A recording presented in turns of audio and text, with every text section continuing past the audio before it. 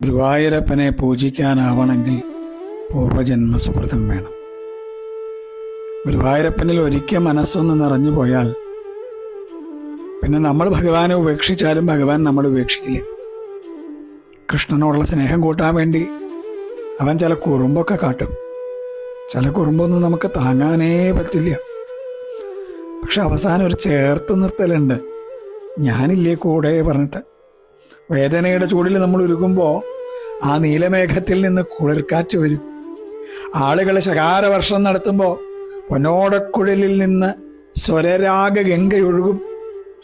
നമ്മൾ വിശന്ന് കണ്ണാന്ന് വിളിക്കുമ്പോഴേ കുഞ്ഞി കയ്യിൽ അവിലും ചീരക്കൂട്ടാനൊക്കെ ഇട്ട് വരും.